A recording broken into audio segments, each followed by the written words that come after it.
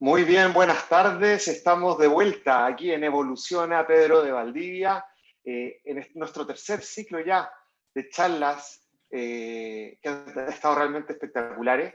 Tuvimos una mañana cargada con muchas charlas entretenidas y también muy descriptivas respecto a las distintas carreras que están disponibles en el sistema chileno y bien orientadoras para los alumnos que nos están escuchando. Ahora en la tarde vamos a partir el bloque de la tarde con Ricardo Lillo. Ricardo es académico de la Facultad de Derecho de la Universidad Diego Portales y también es vicepresidente de la Red Chilena de Investigadores en Derecho Procesal. Ricardo nos va a estar hablando de la crisis que hay en el sistema judicial, todo lo que ha llevado la reforma, y también un poco nos va a estar contando de la carrera y cómo, bajo qué argumentos uno debiese evaluar el derecho como una posibilidad para estudiar o no. Ricardo, muchas gracias por acompañarnos esta tarde. Muchas gracias a ti, Ronnie. Y nada, cuando digan, empiezo nomás. Dale nomás, estamos aquí para escuchar tu charla, así que Súper, tú voy a dale nomás, yo compartir pantalla. me voy a esconder. Cualquier cosa o comentario del público la veo contigo. Súper. Ok, bueno, lo primero es dar las gracias a la invitación, feliz de estar con ustedes. Contarles también quién soy yo. Me pareció que era interesante contarles un poco mi trayectoria, porque por supuesto es una vía posible para todas y todos ustedes. Bueno, yo soy evidentemente abogado, soy abogado de la Diego Portales. Después de egresar y de titularme, trabajé algunos años en un organismo internacional, que es la Organización de Estados Americanos, la OEA, donde trabajé fundamentalmente apoyando a los países latinoamericanos en sus procesos de reforma a la justicia, o sea, cómo los distintos estados de Latinoamérica han venido tratando de mejorar el funcionamiento de la justicia. Y en eso estuve varios años y después me fui a hacer mi posgrado, me fui a hacer tanto mi maestría como mi doctorado a California, en Los Ángeles, en Estados Unidos, en UCLA, y bueno, donde también tuve la oportunidad de vivir lo que significa estudiar afuera, así que si puedo también darles algunos consejos, resolver dudas o preguntas que tengan sobre lo que significa tanto la carrera de Derecho. Yo hago clases en la actualidad en tanto en pregrado como posgrado, hago clases a alumnos de primero, segundo, tercer año, y más grandes también. Así que nada, si puedo ayudarlas y ayudarlos en resolver dudas relacionadas con eso, y también lo que significa la carrera académica, feliz de poder hacerlo. Y por eso quería partir, en el fondo, contarles un poco lo que hacemos las y los académicos. Yo quise ser académico, es decir, trabajar como parte de una universidad, como funcionario de una universidad, porque la academia implica fundamentalmente dos cosas. Lo primero es la generación de conocimiento, es decir, investigar fenómenos. Nosotros tratamos de explicarnos el por qué funcionan las cosas de cierta manera. Y en particular, yo estudio el funcionamiento de la justicia civil, que vamos a hablar un poco qué significa eso. Pero me gusta, y mi vocación fue entonces tratar de generar nuevo conocimiento investigando ciertos fenómenos para con ese nuevo conocimiento impactar nuestra realidad, que puede ser, ustedes pueden tomarlo como quieran, aportar al país, aportar a la sociedad, tratar de hacer nuestra vida un poco más fácil, etcétera, etcétera, etcétera. Pero también la academia significa fundamentalmente docencia, es decir, aprovechar la generación de estos nuevos contenidos, no solamente para impactar en el país y mejorar la forma en que se hacen las cosas, sino que también en el sentido de la formación de las nuevas generaciones. En particular soy un académico que le gusta mucho trabajar con estudiantes y de hecho lo que yo les voy a contar o mostrar el día de hoy es el resultado de un proyecto de investigación en el cual me ayudaron, y fue parte de un curso, de hecho, de la Facultad de Derecho de la UDP, denominado un curso de investigación empírica en Derecho, es decir, que yo traté a través de la realización de un proyecto de investigación con estos estudiantes, un grupo aproximado de 10 estudiantes, ellos se aproximaron justamente a lo que significa investigar el funcionamiento práctico del sistema de justicia.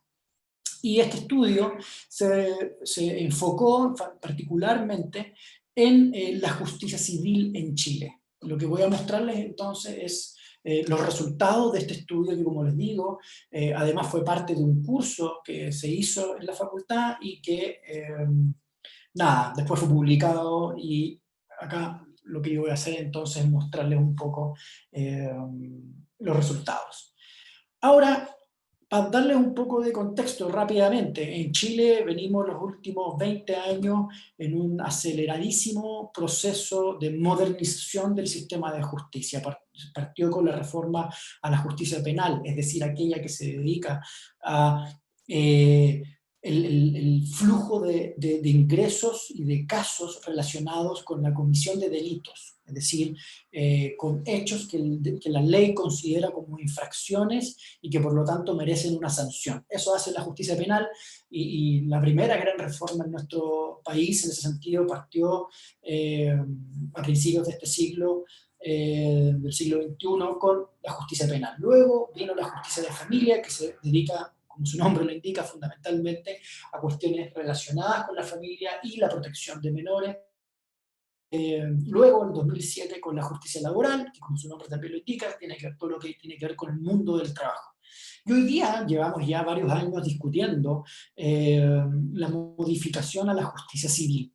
La justicia civil es aquella que se dedica fundamentalmente a la resolución de conflictos entre personas individuales y también colectivas y personas jurídicas, pero que tiene que ver con el funcionamiento del mundo privado y público también, pero las relaciones entre personas, no necesariamente la comisión de delitos, sino que, por ejemplo, para que entiendan lo que estoy hablando, si yo celebro un contrato, le compro un auto, me compro una casa o pongo en arriendo un departamento, y se incumplen esos contratos, yo tengo derechos, ¿cierto? Que por lo tanto puedo exigir indemnizaciones y reparaciones y el cumplimiento de esas obligaciones que fueron tomadas. Y eso es la justicia civil.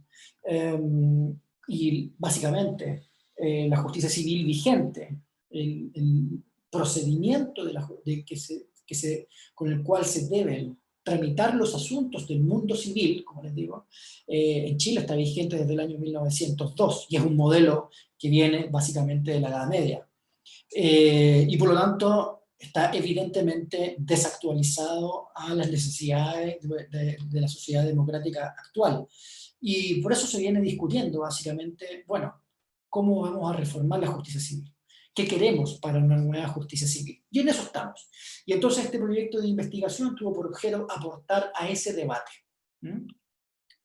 Y el foco con el cual quisimos realizar este proyecto de investigación fue fundamentalmente basarnos en un derecho fundamental que está asegurado tanto por la Constitución actual y esperemos también por la Constitución que venga, que es el denominado derecho fundamental del acceso a la justicia. Es decir, el derecho que tenemos todas y todos para que nuestros derechos sean tutelados por el sistema de justicia. Eso implica yo poder, tengo, por ejemplo, el derecho de recurrir a los tribunales para que se respeten los contratos con los cuales he celebrado, para que tengo derecho a que si me incumplen o me chocan, ¿cierto?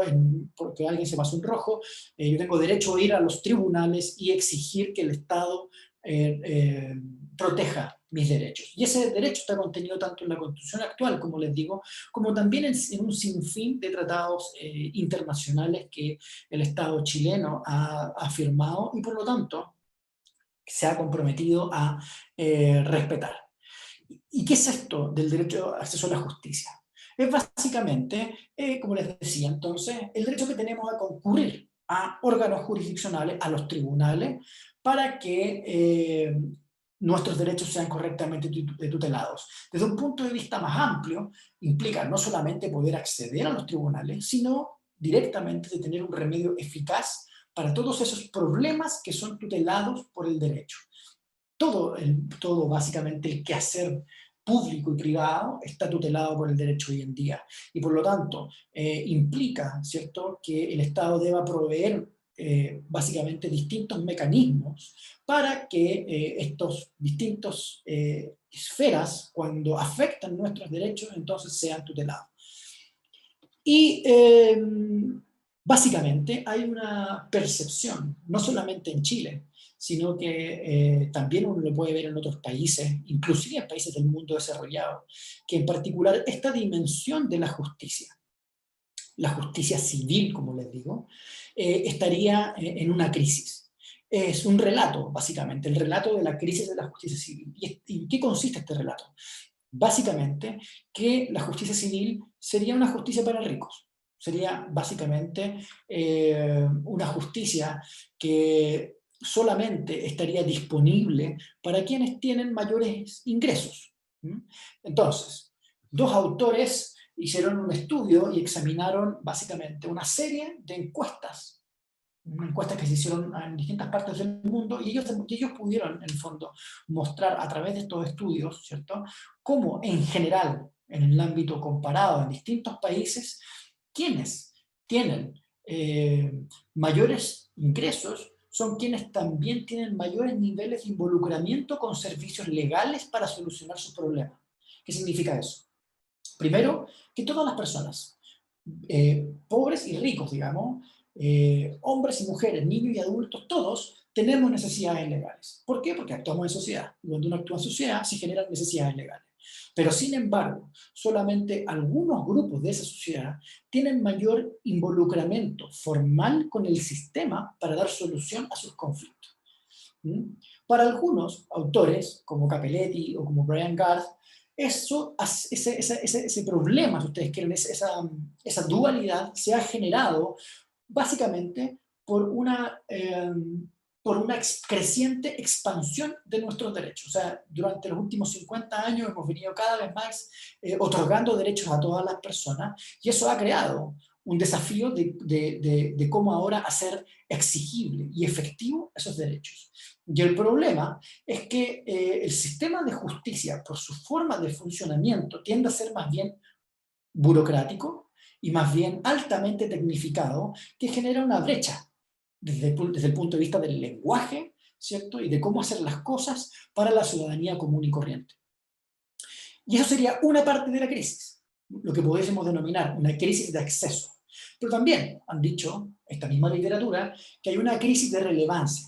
Es decir, o ustedes quieren, ¿qué significa eso? Significa que inclusive aquellos que tienen los recursos, por ejemplo, grandes empresas, estarían utilizando cada vez menos el proceso judicial como un mecanismo de resolución de controversias, sino que lo estarían utilizando solamente para otros fines. Y vamos a hablar un poco sobre eso.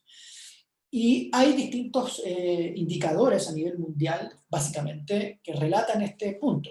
Gran parte de la población, acá yo solamente les muestro en esta lámina, países latinoamericanos, muestran que hay una alta proporción de personas en la sociedad que tiene necesidades legales, que necesita ver protegidos sus derechos. La mayoría están relacionados con el área del consumo, es decir, que si yo me compro un teléfono, me compro un computador, me compro un chicle, me compro una bebida, y el que me prestó ese servicio, que me proveyó de ese bien, no cumple su parte del contrato. El teléfono venía malo, el computador no se conecta a internet, el chicle venía vencido, la bebida venía sin gas. Consumo. También el área de vivienda, arriendos, es una tremenda área explotada, o donde hay una serie de desafíos que afrontar. Deudas de dinero es también alta prevalencia entre la población latinoamericana, los conflictos relacionados con las deudas y las cobranzas de dinero, si ustedes quieren. Sin embargo, estos datos muestran como en general el tipo de soluciones a estas necesidades legales vía decisión de un tribunal u otra autoridad no tiende a superar el 4%. La gran mayoría de las personas lo soluciona de otra forma. Ese es el punto. Entonces la pregunta acá es, ¿por qué ciertos tipos de problemas, como los que yo les relataba, que son súper comunes entre la población, pero a la vez, por qué ciertos tipos de individuos hoy día les cuesta llegar al sistema de justicia para ver solucionado ver satisfechas esas necesidades legales? Esa es un poco la pregunta. Y se ha venido avanzando con el concepto de barreras de acceso, es decir, cuáles son esos elementos que generan verdaderas trabas, barreras, para que nosotros podamos entonces, o los ciudadanos comunes y corrientes puedan acceder. Por ejemplo, barreras geográficas, desde la ubicación de los tribunales a el costo y la infraestructura de transporte, pero también muchas veces las mismas interacciones sociales. Tus grupos en los cuales tú te mueves tienden a tener, por ejemplo, desconfianza hacia las instituciones del sector justicia, y eso hace que tú mismo te sientas también alejado, a pesar de que nunca has llegado a un caso de los tribunales. Costos directos, lo que significa contratar a una abogada a un abogado. Costos indirectos, desde costos de oportunidad, dinero que tú estás dejando de ganar por tener que ocupar ese tiempo en concurrir a los tribunales, como también poca disponibilidad de funcionarios, poca disponibilidad de abogadas y abogados que se dediquen a estos temas más comunes de la gente común y corriente. Pero también la brecha digital. La tecnología puede acercarnos, pero sobre todo respecto de ciertos grupos de la población también puede significar una brecha adicional. ¿Y qué pasa en Chile? ¿Cómo se dan algunas de estas barreras? ¿Cómo funciona la justicia civil en Chile? ¿Hay un eco de este relato de la crisis? Esa fue la pregunta de investigación que nosotros tratamos de responder con nuestros estudiantes. Y lo primero es que desde el lado de la demanda, es decir, desde el lado de quienes necesitamos a la justicia, hay una pésima percepción de la justicia y a la vez una serie, también en Chile, de necesidades legales que se encuentran hoy en día insatisfechas. Ya desde los 90 hay una opinión mayoritariamente negativa, sobre todo desde ciertos grupos de la población, hacia el sistema de justicia. En general, se la suele ver, ¿cierto?, sobre todo de los grupos más desaventajados, como una justicia extremadamente lenta, extremadamente ineficiente y discriminatoria respecto de los pobres. Ahora, este gráfico que les presento acá muestra básicamente la respuesta a una pregunta de una encuesta que se hace en toda Latinoamérica que se llama el Latino Barómetro. Entonces, lo que muestra es el nivel de confianza en los tribunales. En la primera columna, aquellos que tienen poca confianza, y verán una columna blanca, que es Chile, menos del 6% tiene mucha confianza en los tribunales. Algo de confianza, menos del 20%, y vean lo que suma quienes tienen poca o ninguna confianza en los tribunales. Básicamente, casi el 80% de los encuestados. Y luego, el año 2015, el Ministerio de Justicia hizo una encuesta de necesidades legales insatisfechas para ver cuáles son esos problemas que suele tener la población, pero que no tiene respuesta de parte del sistema. Esta encuesta mostró que 4 de cada 10 chilenos y chilenas tenían una necesidad jurídica. El 62% no había resuelto sus temas. Y ustedes podrán ver que una parte importante son asuntos relacionados con temas civiles: vivienda, economía y patrimonio, salud, discriminación y vulneración de derechos. Son todos estos temas que son fuera del ámbito penal y que por lo tanto representan un porcentaje importante de prevalencia en la población. Eso es lo que les quiero transmitir. En Chile hay importante prevalencia de necesidades legales insatisfechas. Sin embargo, ¿qué pasa ahora? ¿Qué pasa desde el punto de vista de quien presta el servicio? ¿Qué pasa desde el punto de vista de los tribunales? Desde el punto de vista de los tribunales, lo que hay es un solo tipo de asuntos siendo discutido y un solo tipo de sujetos que están utilizando el sistema de justicia. Déjenme mostrarles los datos. Este gráfico lo que muestra es que básicamente más del 90% de las cuestiones que se litigan en Chile son cobranzas, lo que se denomina los juicios ejecutivos o las gestiones preparatorias de la vía ejecutiva. Las causas que se tramitan bajo un procedimiento que se denomina el procedimiento ordinario, que digámoslo así, es el procedimiento en el que estaríamos discutiendo cuestiones comunes y corrientes, representa solamente un 6%. Y dentro de ese 6%, gran parte también se relaciona con cobro de pesos. ¿Okay? Entonces, estos dos primeros gráficos lo que les busco mostrar es, ¿para qué se utiliza la justicia civil en Chile? Mayoritariamente, y muy mayoritariamente, yo diría casi exclusivamente, para la cobranza de dinero. El punto ahora es, ¿quién lo usa? Este primer gráfico lo que muestra es que las barras de color naranja, en cada uno de los procedimientos, tanto en el procedimiento ejecutivo, que es cobranza forzosa, y procedimientos ordinarios, sobre el 90% son personas jurídicas de derecho privado. ¿Qué tipo de personas jurídicas de derecho privado? Fundamentalmente, sociedades civiles y comerciales, sobre el 96-97%. Eso es lo que muestra esta tabla. Ahora, sociedades civiles y comerciales, ¿qué significa eso? Son empresas, fundamentalmente. ¿Qué tipo de empresas? Es la siguiente pregunta. Sociedades anónimas, sobre el 80%. ¿Okay? Entonces, vayan acordándose de esto. Sobre el 96%, empresas, ¿cierto? De esas empresas, gran parte son sociedades anónimas. Es decir, normalmente las sociedades anónimas suelen ser grandes empresas, ni siquiera pequeñas empresas. Ahora, si uno ve, y esto lo vimos básicamente en base a registros públicos del Servicio de Impuestos Internos, ¿cuál es la actividad de esas empresas? La gran mayoría de esas empresas se dedican al sector finanzas, si ustedes quieren. Son bancos, son financieras, son entidades que tienen por objeto deudas y cobranzas y la gestión de valores mobiliarios, de dinero, si ustedes quieren. Además, el Servicio de Impuestos Internos entrega información sobre si es que estas empresas son consideradas pequeñas y medianas empresas. Porque uno pudiese decir, el sistema de justicia civil debiera ser para todos. Debiera ser para mujeres, para hombres, para niños, para grandes, para empresas también, sin duda, empresas pequeñas y empresas grandes. Lamentablemente, como lo que muestra este gráfico es que las pequeñas empresas representan una proporción ínfima. Solamente hay más empresas pequeñas en quiebras, porque claro, ¿quiénes son las empresas que quiebran? Son las pequeñas empresas. En cambio, las grandes empresas, las que no son pymes, son las principales usuarias del procedimiento de quiebra, el procedimiento civil, como les vengo mostrando. ¿Okay? Pero no solo eso, no solamente se trata de grandes empresas, sociedades anónimas relacionadas al mundo del retail o el mundo financiero, sino que además son normalmente las mismas empresas las que litigan. Lo que hice para este gráfico fue empresas considerar como jugadores frecuentes a empresas que hayan presentado más de 10 demandas al año. Como ven, gran parte de las demandas de cobranza, que es lo que muestran estos dos primeros gráficos, fueron presentadas por estos jugadores frecuentes. O sea, no solamente son grandes empresas del mundo financiero, sino que normalmente son un grupo pequeño de empresas las que ocupan mayoritariamente el sistema. En cambio, ¿quiénes son los demandados? ¿Contra quién se presentan estas demandas de cobranza?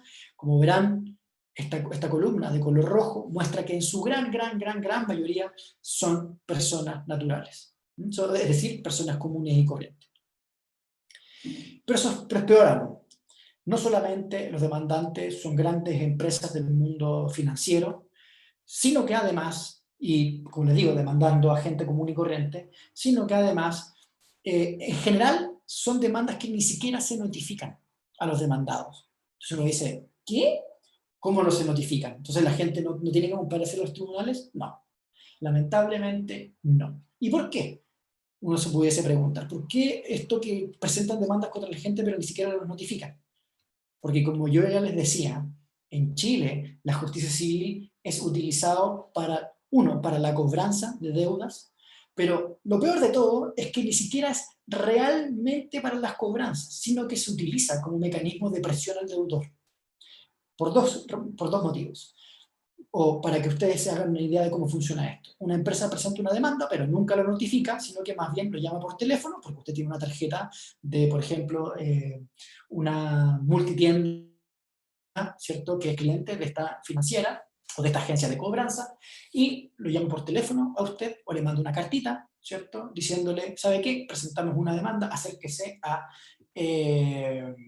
regularizar su situación. Es decir, la justicia civil se utiliza primero como un mecanismo de presión para el deudor, y en segundo lugar, porque el presentar una demanda al sistema de justicia civil le permite a esas empresas, por la regulación tributaria chilena, descontar sus impuestos, básicamente por sus pérdidas. Entonces, lo que no se le presentan estas demandas, no se cobra de manera seria, sino que se utiliza como mecanismo para presionarlo a usted. Si usted no concurre, de todas maneras, no paga, no hay problema, lo que hace la empresa es descontarlo de sus impuestos. Y para eso se utiliza entonces hoy día la justicia civil de manera muy, muy, muy mayoritaria.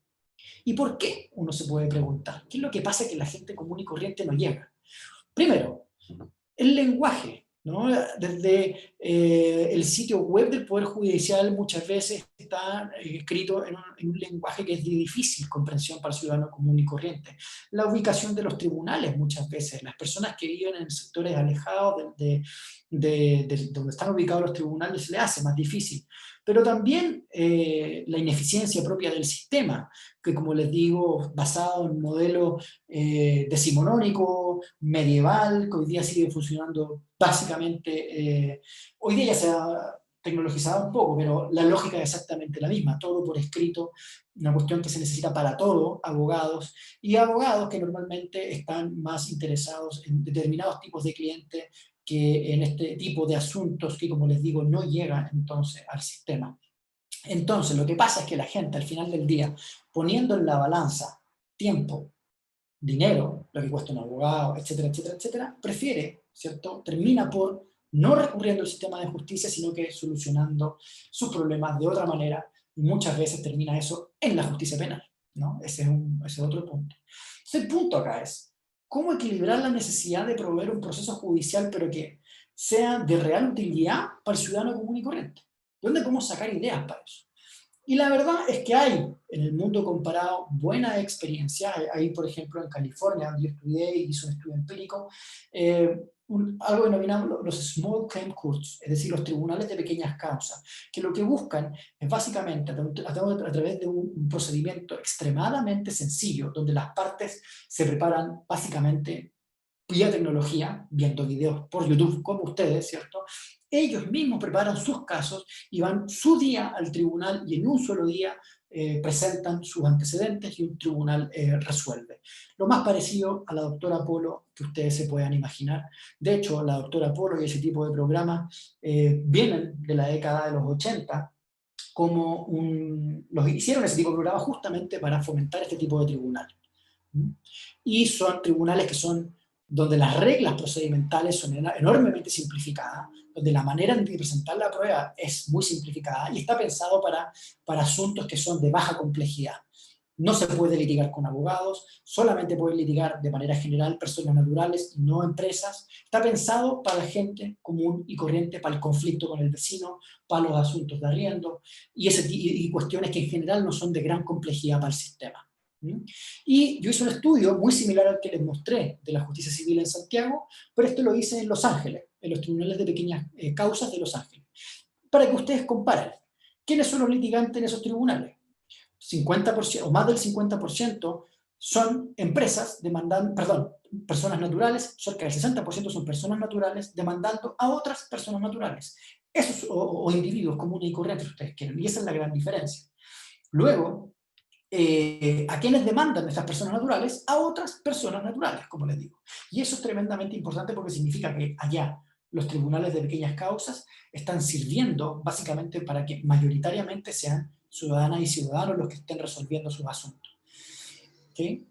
Muy poca proporción de jugadores frecuentes, al contrario de lo que yo les mostraba, de lo que ocurre en Santiago.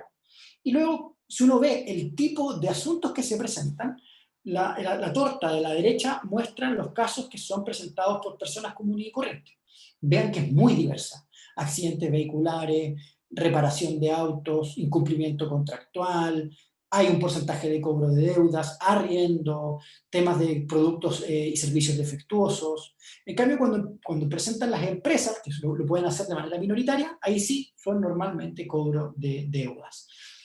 Luego, el tiempo de duración en estos tribunales de pequeñas causas. Como podrán ver, entre la presentación de la demanda y la audiencia suele demorarse 60 días, 2 meses, y para que tener ya la sentencia en promedio 80 días, y sin embargo la mediana, es decir, el valor más frecuente, se aproxima también al promedio, que son de 60 días. Lo que pasa es que hay un par de casos que se demoran más, y por eso hace que el promedio sea un poco más alto, pero vean, de todas maneras los números muestra de una justicia que básicamente antes de 3 meses va a tenerle a usted una respuesta en su asunto, que usted va a haber tramitado directamente por usted, sin necesidad de contar por abogado, y déjenme decirlo, con una serie de herramientas para que usted pueda prepararse adecuadamente. Es decir, tratar a las ciudadanas y ciudadanos como sujetos de derecho empoderados.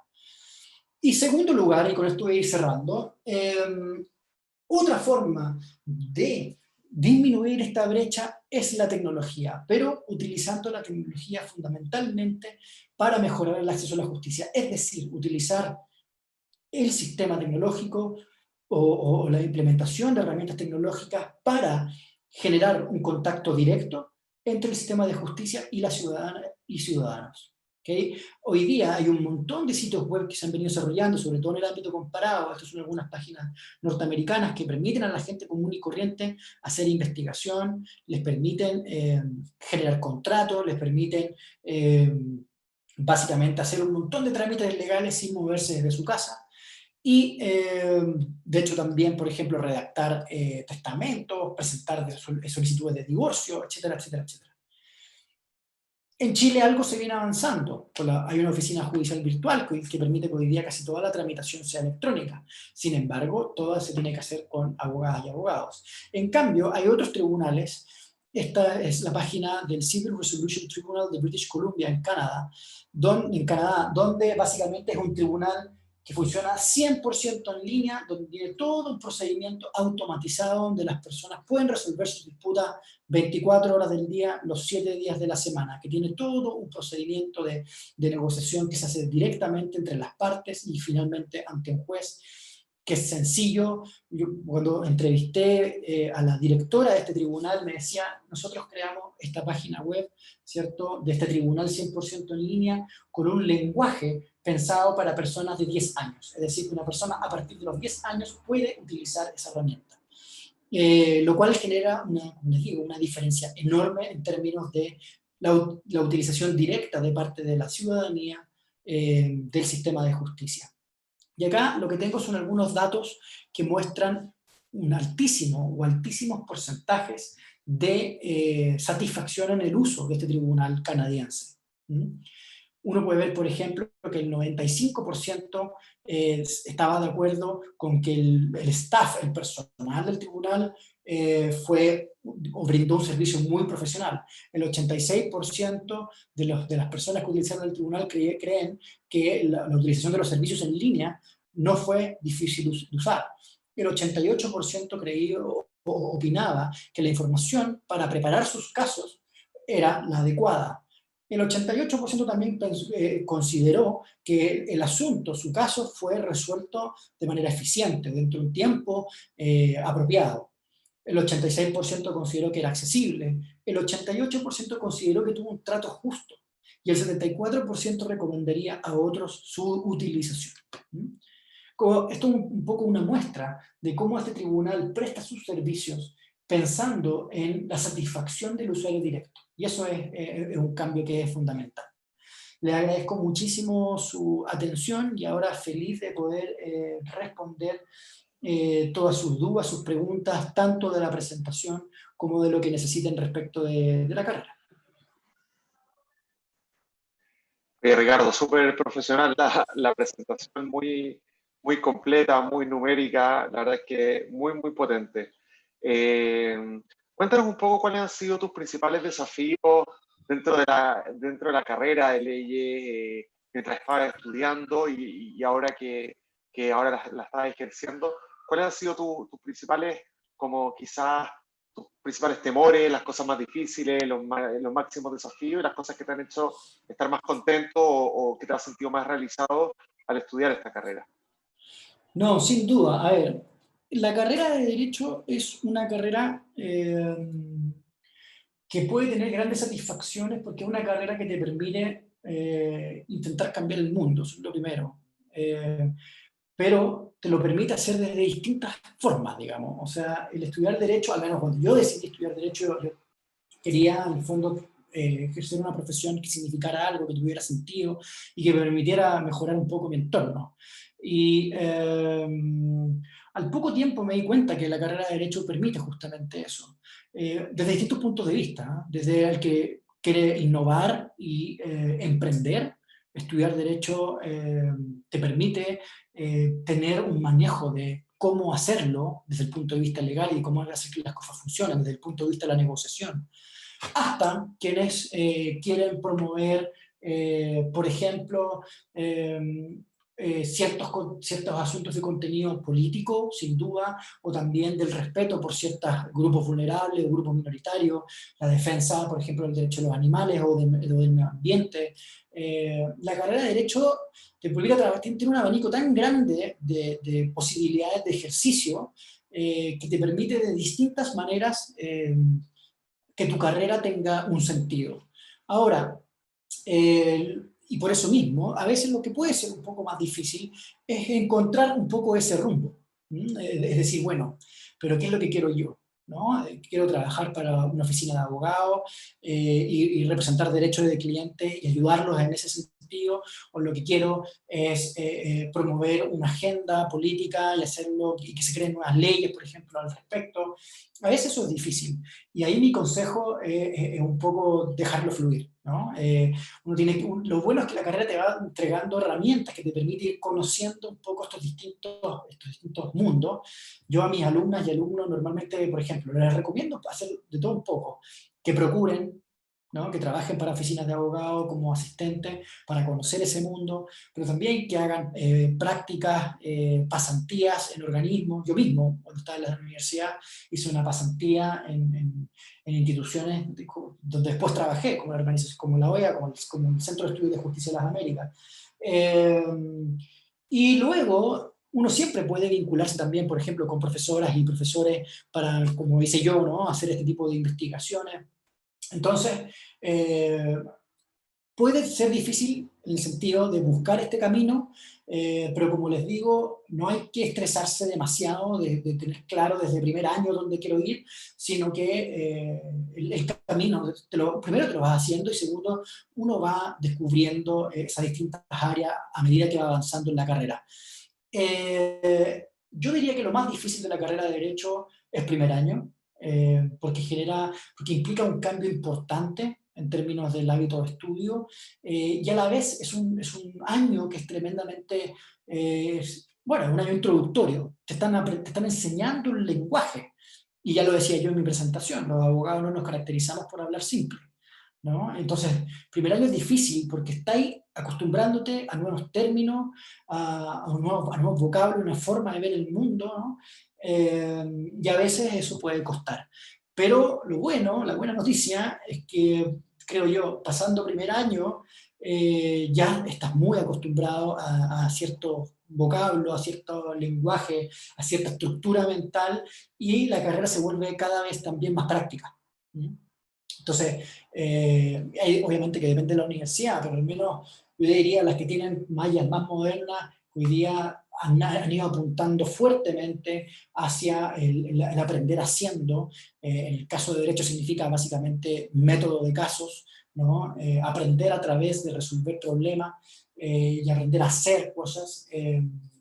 Eso se va acrecentando cada vez más en la carrera, y eso lo hace también bastante más, como digo, más entretenido, eh, y te va a la vez permitiendo ir conociendo este abanico. ¿Eh? Luego, en el ejercicio de la profesión, claro, también es un desafío. Es, por un lado, un mercado que está tremendamente copado.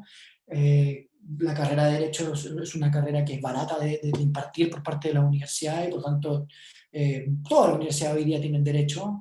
Eh, pero el mercado es bien exigente en el sentido y competitivo en términos de dónde vienes. Eh, pero lo bueno es que también en el campo, más allá del ejercicio específico de la profesión, hay un montón de posibilidades en derecho.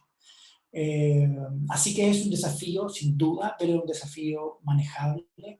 Y en mi experiencia tremendamente enriquecedor para quienes, como les decía, y por su parte, ¿no? Para quienes escogimos esta carrera porque es un ámbito donde tú puedes realmente tener impacto en tu entorno, digamos. Así que espero con eso haber respondido esa pregunta y nada, dentro de lo que, cualquier otro que puedas tener. Súper bien. Hay dos preguntas más que me gustaría hacerlas antes de ir cerrando para darle paso al siguiente charlista. Perdón, tres. La primera tiene que ver con estudiar Derecho en el extranjero, cómo es estudiar en el extranjero y si es conveniente hacerlo, ya sea la carrera, un posgrado, un magíster, etcétera. Esa es la primera pregunta. La segunda es si es cierto que las primeras clases no se entiende nada de lo que usan en vocabulario, dado que es muy jurídico. Y la tercera pregunta es, ¿crees que los medios de comunicación tienen influencia en la percepción que se tiene sobre la justicia chilena?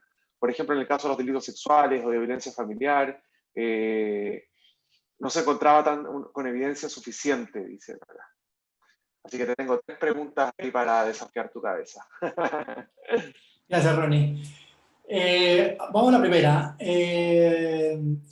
Estudiar Derecho en el extranjero es súper desafiante, sobre todo y si es que vas a estudiar en países donde el idioma no es el tuyo. Eso obviamente es un primer desafío. Pero en segundo lugar, por ejemplo, al menos donde estudié yo, que estudié en Estados Unidos, la carrera de Derecho es una carrera profesional, o sea, con quienes tú estudias son personas que ya tienen una profesión anterior, médico, ingeniero, psicólogo, lo que sea, digamos, y luego tú puedes estudiar Derecho. Entonces, el nivel es altísimo y tú compites con gente que, como digo, es gente súper madura, adulta, responsable, todo el curso. Entonces, sí, es competitivo, pero es tremendamente enriquecedor la experiencia. Primero que todo por el nivel de universidades a la que tú puedes optar.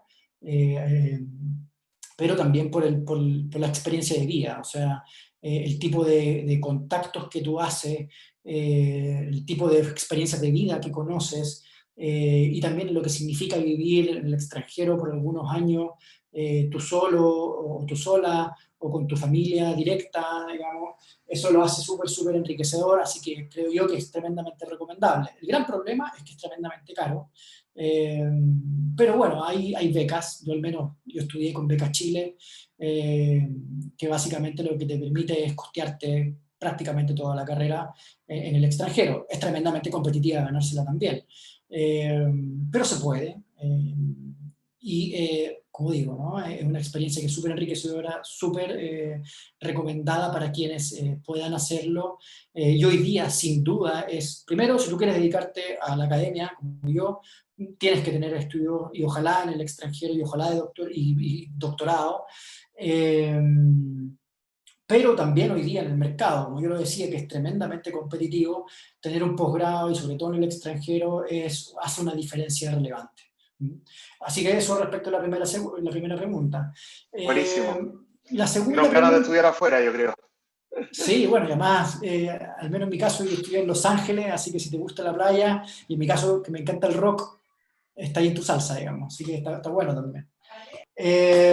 La segunda pregunta que era relacionada con el lenguaje. Bueno, algo decía, ¿no? Primer año es, diría yo, el año más desafiante porque es un cambio absoluto en el lenguaje, en la forma de pensar, y un poco ese shock inicial es difícil. Pero lo bueno es que es solo un año y luego eso se va simplificando con el pasar de la carrera. Sobre todo dependiendo del tipo de universidad en la que estudie, el tipo de malla. Y la tercera pregunta, los medios de comunicación. Sí, por supuesto que los medios de comunicación influyen muchísimo en la percepción que tiene la ciudadanía del sistema de justicia. Algunas noticias bien ganadas, diría yo, y otras no tanto. Pero sí, sin duda hay una influencia importante. De hecho, hay algunos estudios que se han hecho por parte del propio Poder Judicial que muestran que quienes han tenido contacto con el sistema, es decir, quienes han presentado demanda, etcétera, tienden a tener una percepción mejor que quienes no han tenido una cercanía con el sistema de justicia. Ahora, yo creo que el principal problema no va por ahí. El principal problema va en que efectivamente, como yo lo dije en la presentación, todos tenemos problemas legales, todos tenemos necesidades de algún tipo legal, lo sepamos o no. El punto es que hay una masa importante de esas necesidades legales que hoy día no llegan al sistema de justicia y la pregunta es por qué y qué podemos hacer al respecto. Eso es todo. Buenísimo, yo creo que ahí abarcaste todas las preguntas que nos habían hecho. Acá están preguntando si hay poca empleabilidad en el ámbito público. No, no hay poca empleabilidad en el ámbito público. Hay todas las instituciones públicas, desde municipalidades, desde ministerios, desde el sistema de justicia, digamos, todo el mundo necesita abogadas y abogados, así que yo te diría, el mercado es competitivo, es pequeño, pero hay pega, digamos, y no creo que haya menos en el sector público que en el sector privado. Buenísimo, yo creo que con eso estamos. Te queremos agradecer enormemente, Ricardo, por tu tiempo. Muy interesante, aparte de todo lo que haces. Y bueno, ojalá que si nos puedes dejar ahí algún contacto, cómo puede hacer la gente que está interesada en saber un poco más y quiere vincularse contigo. No sé si algún mail o alguna red social o algo como para poder llegar a ti. Sin duda, acá mismo te lo estoy dejando en el chat por si después lo quieres copiar y pegar, pero desde ya es ricardo.lillo, Lillo, arroba mail.udp.cl. O puede ser Buenísimo. ricardo.lillo arroba udp.cl. Perfecto, Ricardo. Muchísimas gracias. A ustedes, Y gracias por la invitación. Que estén muy bien. excelente. Los dejamos a la gente invitada porque viene la próxima charla ahora a las 4 de la tarde. Así que quédense con nosotros en la sintonía y ya venimos con más Evolución a Pedro Valdivia.